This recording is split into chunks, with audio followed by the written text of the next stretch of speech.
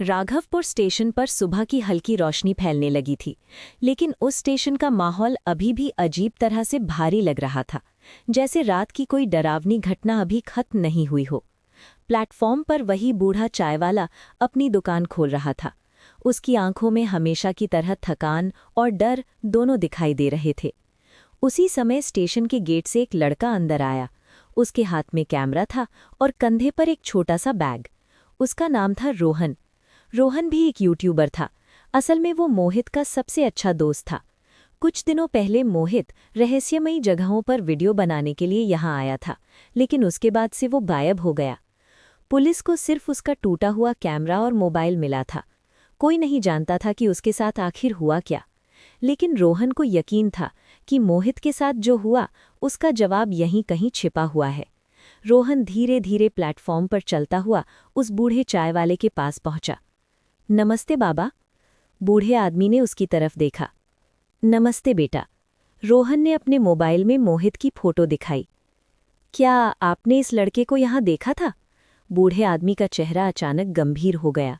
वो कुछ सेकंड तक फोटो को देखता रहा, फिर धीरे से बोला, हाँ, ये कुछ दिन पहले यहाँ आया था। रोहन का दिल जोर से धड़कने लगा। फिर उसके साथ क्या हुआ? बूढ़े आदमी ने इधर-उधर देखा, जैसे कोई उनकी बात सुन रहा हो। फिर उसने धीरे से कहा, उसने भी वही सवाल पूछा था। रोहन ने पूछा, कौन सा सवाल? बूढ़ा आदमी फुसफुसाया, प्लेटफॉर्म नंबर 13। ये सुनते ही रोहन चौंक गया, क्योंकि मोहित ने भी अपने आखिरी वीडियो में इसी प्लेटफॉर्म का जिक्र किया था। रोहन ने तुरंत पूछा, बाबा, प्लेटफॉर्म नंबर 13 कहाँ है? बूढ़ा आदमी घबरा गया। मत पूछ बेटा, वहां जाने वाले कभी वापस नहीं आते। लेकिन रोहन अब रुकने वाला नहीं था। मुझे जाना ही होगा, क्योंकि मेरा दोस्त वहां फंसा हुआ है। बूढ़े आदमी ने गहरी सांस ली, फिर धीरे से स्टेशन के आखिरी कोने की तरफ इशारा किया। अगर तुम्हें सच में उसे ढूंढना है तो रात के 2 बजे वहां जाना। लेकिन याद रखना, जो वहां जाएगा उसकी किस्मत बदल सकती है। रोहन ने सिर हिलाया। अब उसे बस रात का इंतजार था। रात 2 बजे स्टेशन एक बार फिर पूरी तरह सुनसान हो चुका था। हवा पहले से ज्यादा ठंडी थी। रोहन ने अपना कैमरा ऑन किया और धीरे धीरे स्टेशन के आखिरी कोने की तरफ बढ़ने लगा। कुछ देर बाद उसे वही पुरानी सीढ़ियां दिखाई दी, जिनके बारे में मोहित ने अपने वीडियो में बताया था। सीढ़ियों के पास धूल जमी हुई थी और उस धूल पर उंगली से लिखा हुआ था, प्लेटफॉर्म 13-3। रोहन का दिल तेज धड़कने लगा। उसने धीरे धीरे सीढ़ियां उतरनी शुरू की। हर कदम के साथ चर्र चर्र की आवाज आ रही थी। नीचे पूरा अंधेरा था। जैसे ही वो नीचे पहुंचा, उसके सामने वही जंग लगा हुआ प्लेटफॉर्म था। ऊपर बोर्ड लगा था, प्लेटफॉर्म 13। उसी पल स्टेशन के स्पीकर से आवाज आई, यात्रियों से निवेदन है, ट्रेन नंबर 666 प्लेटफॉर्म नंबर 13 पर आने वाली है। रोहन ने कैमरा कसकर पकड़ा और तभी दूर अंधेरे से एक काली ट्रेन धीरे धीरे प्लेटफॉर्म की तरफ आने लगी। वो ट्रेन पटरी पर नहीं, हवा में तैरते हुए आ रही थी। ट्रेन रुकते ही दरवाज़ा अपने आप खुल गया। अंदर बैठे लोग बिल्कुल स्थिर थे।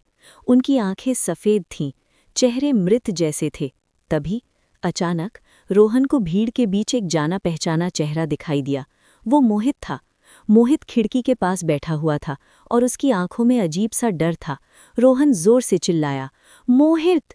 ट्रेन के अंदर बैठे सभी लोग एक साथ उसकी तरफ देखने लगे, लेकिन मोहित अचानक खड़ा हो गया और उसने कांपती आवाज में कहा, रोहन, तुम यहाँ क्यों आए?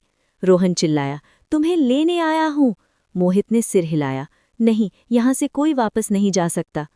लेकिन तभी रोहन को अचानक उस आदमी की बात याद आई जो मोहित को ट्रेन में मिला था। अगर कोई जिंदा इंसान तुम्हारा नाम पुकारे तो तुम वापस जा सकते हो। रोहन पूरी ताकत से चिल्लाया, मोहित, वापस आ जाओ।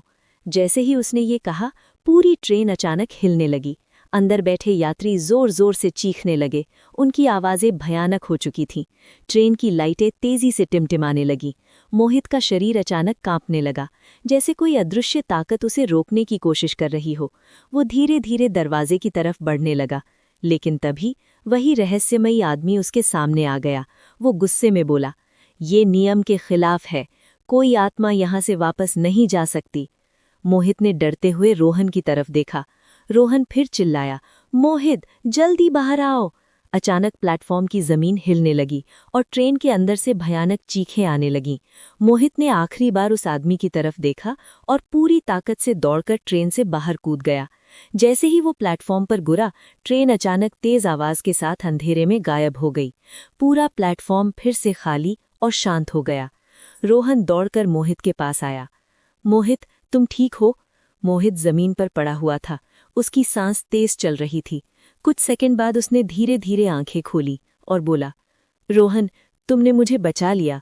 दोनों धीरे धीरे सीढ़ियों की तरफ बढ़ने लगे। जैसे ही वे ऊपर पहुंचे, सुबह की रोशनी फैलने लगी थी। सब कुछ फिर से सामान्य लग रहा था, लेकिन जब रोहन ने पीछे मुड़कर देखा तो वहां कोई सीढ़ियां नहीं थी, जैसे प्लेटफॉर्म नंबर 13 कभी था ही नहीं। मोहित और रोहन चुपचाप स्टेशन से बाहर निकल गए, लेकिन जाते जाते बूढ़े चाय वाले ने धीरे से कहा, तुम दोनों बहुत किस्मत वाले हो, क्योंकि प्लेटफॉर्म नंबर 13 से कोई वापस नहीं आता।